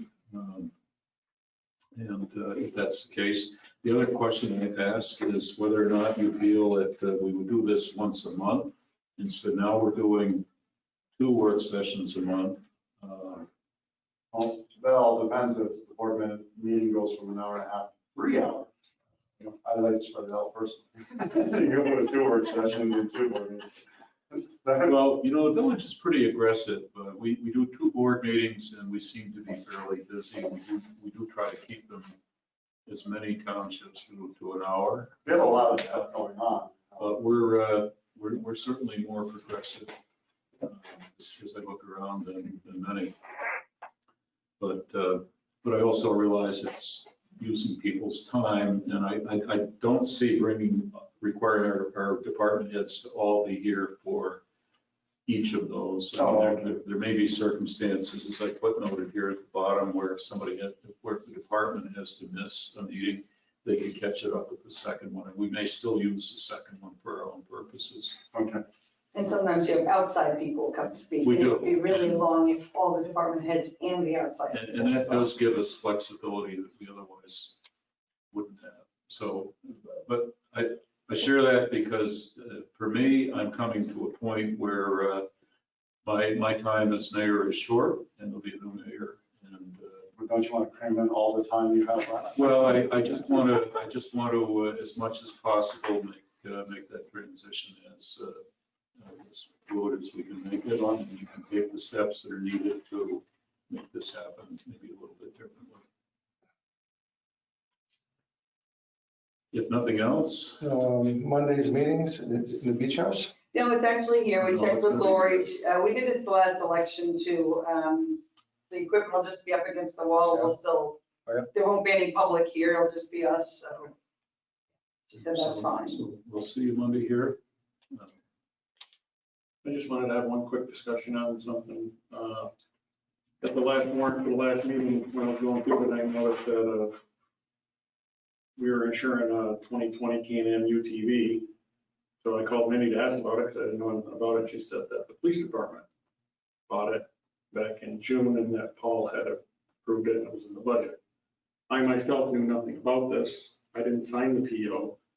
So I'm a little concerned of the fact that a 13,000 piece of equipment got purchased. I didn't know anything about it. Jason didn't know anything about it.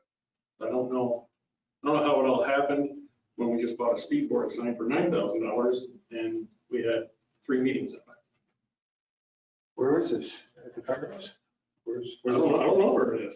Yeah, it's being stored. Well, it's stored at the firehouse, I believe, because we don't have room for it where they traditionally additionally with store equipment. I do know that. My understanding, and correct me, Mindy, because this was a budgeted item from not the current budget, but the previous budget. Yeah, and actually that was a carryover from the budget before that, it was so 2 budgets ago, not this budget, not the budget before, but the budget before that. We were at the end of the budget year doing planning for the upcoming year's budget, and it was listed as an item that the police department wanted to purchase. And Paul said, if you can get it in before the end of this fiscal year, buy it this year. Well, it never happened. So it got carried over and ended up in that budget. So we started doing the budget development for this year, and it was a carryover from a carryover, so they made the purchase ahead of time. But And I'm not really questioning all that. I guess I'm just getting down to the point that we bought something that I didn't know nothing about. Didn't know it was a budgeted item. I asked Jason, he didn't know anything about it. I don't know if you know anything about it.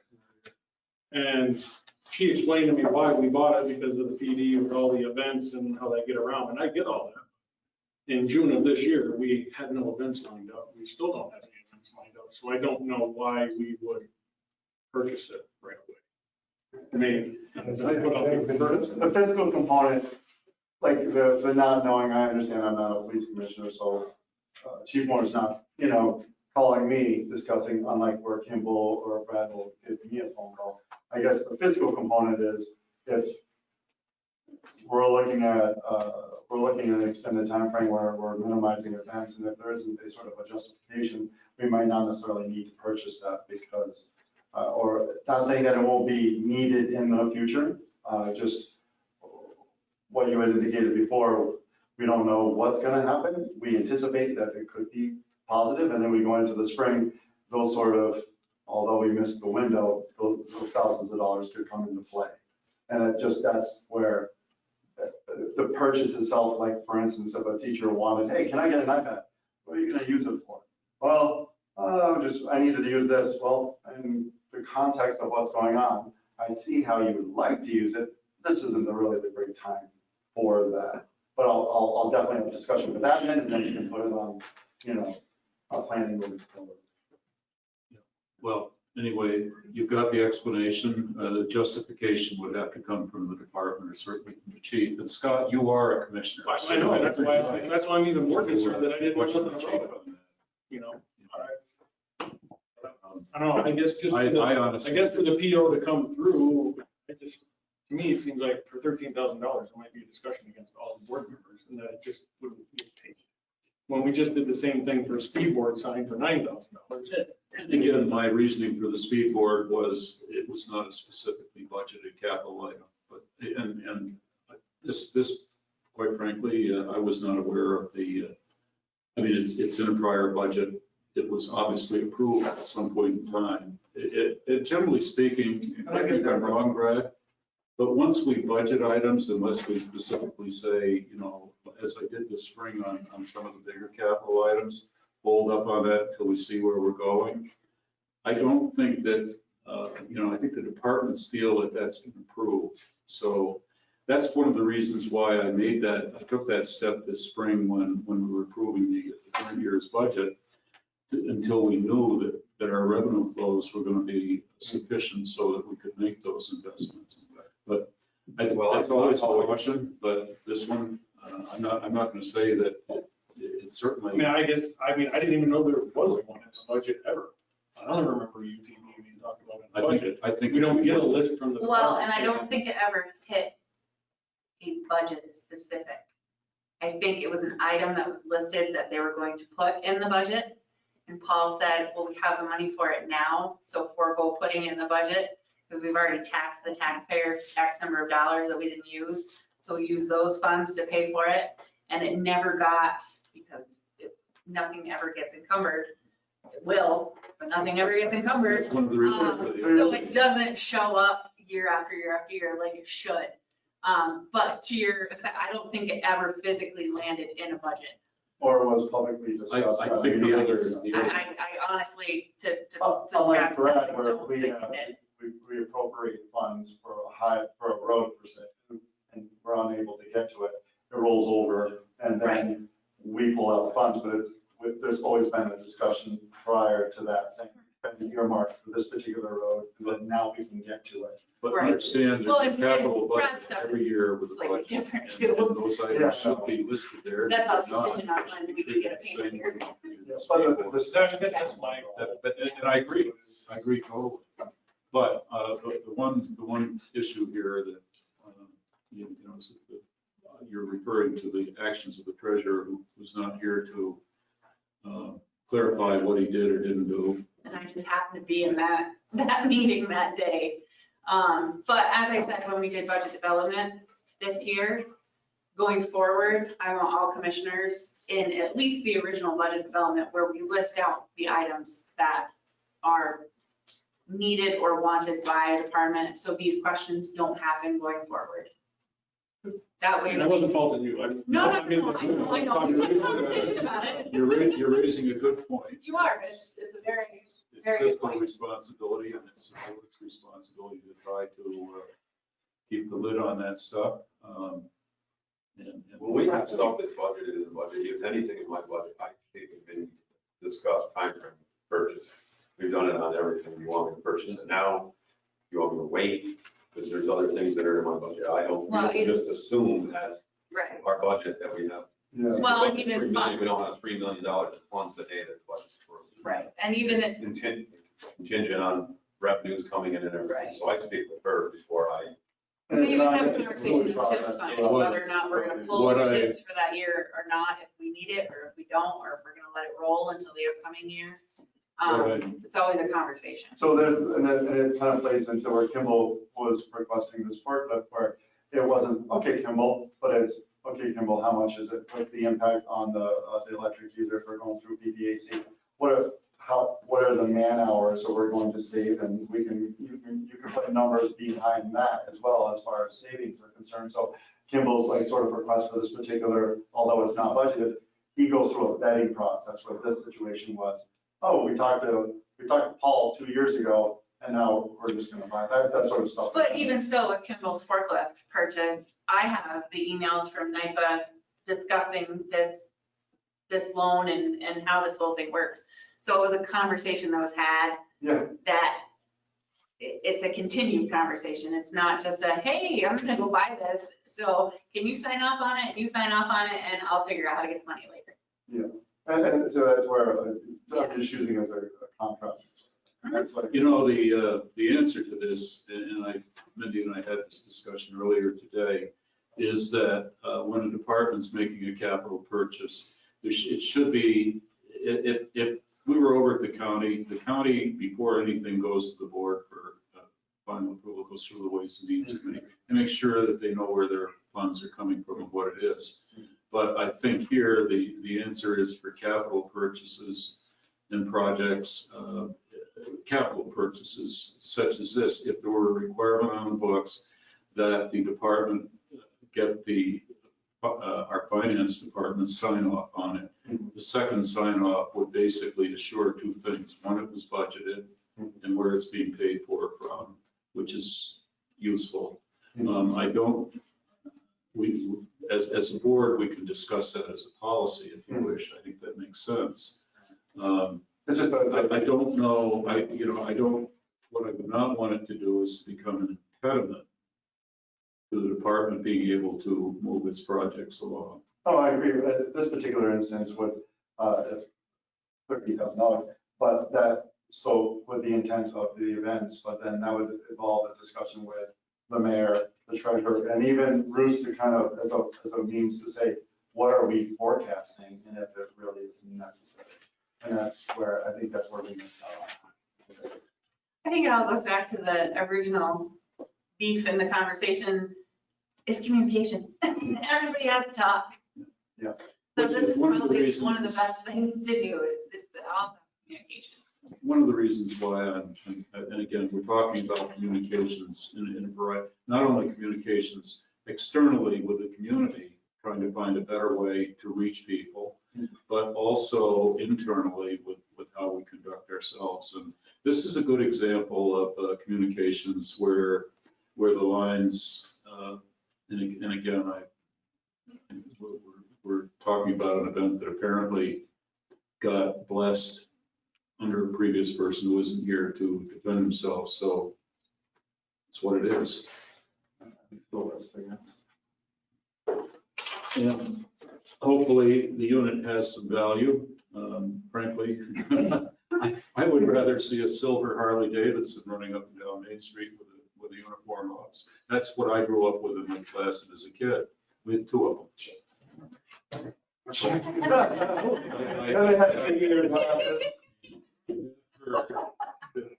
heard that departments indicated that this unit would be far more mobile in the summertime when we're crowded on our main streets. It may be. I think the commissioners certainly have every reason to maybe explain what the intended uses are. I understand the Ironman thing, but I don't think we would be buying equipment for that one day. No, and if I recall, we were going to see if we could get additional funding from Ironman towards that UTV. But because they had already funded one for the fire department, they weren't going to do it again. But if you want to get more. Craig, can we also discuss the issue of the bookstore? I'm sorry, this cross conversation's going. Art speaking, can you have the floor? Yeah, just before everyone leaves, as you know, that there's a store owner on Main Street that is having problems with the restaurant next door, having waiting lines sometimes for a half hour to an hour. They go in front of the store. People don't come into a store because they're blocking it. If he tries to go out and say something, they just tell him to mind his own business. I told him I would bring it to the board, and also he has a second issue where once we stop curb enforcement, that restaurant starts parking up the street with all the employees and the manager. And he wondered if something could be done about that. But I told him I'd bring both those issues to you. I have his email, as you do, and I have sympathy for what he's talking about. He's talking about a public sidewalk, which gets a little bit difficult. However, my feelings at the moment, absent a discussion with the police department, are the only things we can either do. We can station a police officer up there. This seems to happen about 3:45 in the afternoon. And that happens to be about 15 minutes before the offending neighbor opens their door. And my guess is with COVID, they're limited as to the number of people they can put inside. So people queue up outside on the sidewalk in large numbers because they want to be first in line. That's part of what I believe is taking place here. It's not all that different from Emma's Creamery, where that operator did try to the best of her ability to put a stanchion out on the sidewalk to keep people away so that the section of the walk closest to the storefronts and the entrances remained open. Even there, I would say from observation this summer, it was difficult. But this issue is similar, and I think we really have to rely on the operator of the business to take some responsibility for controlling the situation. Otherwise, when we put a police officer there, we begin to create an adversarial situation, which I obviously adversity is not a good thing in this situation. So, Craig, it seems like a simple answer to this. If the line were to go the other way towards the bank, which is closed at that time, it would solve the problem. Is there a possibility we could get smoke signals or ask them to put up, like you have in movie theaters with a guardrail, so to speak, that direct people which way to line up? Would that be a solution? I just said, Art, that really it's the responsibility of the operator to take some role in curing the problem, and that's exactly what I meant. How they do that, Emma's did it with a very simple stanchion rope out front that sort of worked. Understand one other thing though, members of the public, you can never predict what they're going to do. You can try to shepherd them, and we certainly can suggest that to that operator. In the end, I think it's also an inconvenience to anyone else walking the sidewalk that, this summer was trying to get by Emma's. That was sometimes difficult for people walking or pushing a baby stroller. I would say the same thing is going on here.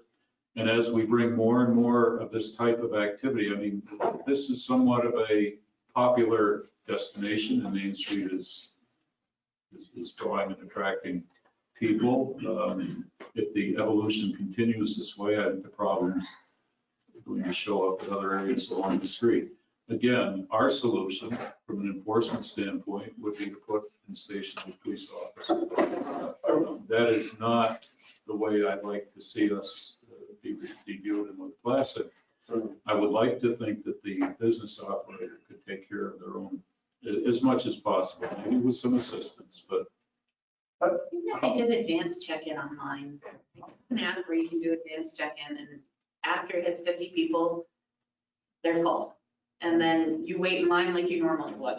Are we also inviting a little bit of, I would say, chaos or discontent if we're allowing businesses to put up ropes on our sidewalk and having? what choice do you have? It's a public sidewalk. I'm just saying, we just went through like, 2 years ago, like sandwich boards was. I know. huge thing. I agree. And frankly, you've seen sandwich boards reappear without the proper, meeting the proper standards. You've seen tables and chairs reappear. On the other hand, we're looking at local businesses that were just plain trying to survive I agree on that. this year. So yes, we probably have, I won't say probably, I've been silent on that issue because it hasn't been out of control. The stanchion issue, yes, is an impediment on the sidewalk, but so are the people. And no people on the sidewalk, what do you do with it? So it's a difficult issue. It's one where we need the cooperation of that business if anything is going to change at all. I appreciate the perspective. And peer pressure is the biggest thing we have going The for us. last thing we want to do as a village is put businesses under our thumb. If we can collaborate with them for a resolution. Absolutely. Jason, Trump says COVID's going away, so. We're rounding, Jason, we're rounding the curve, but like Daytona, it's all a big curve. Thank you very much. Bye, Mark. We'll, Big curve.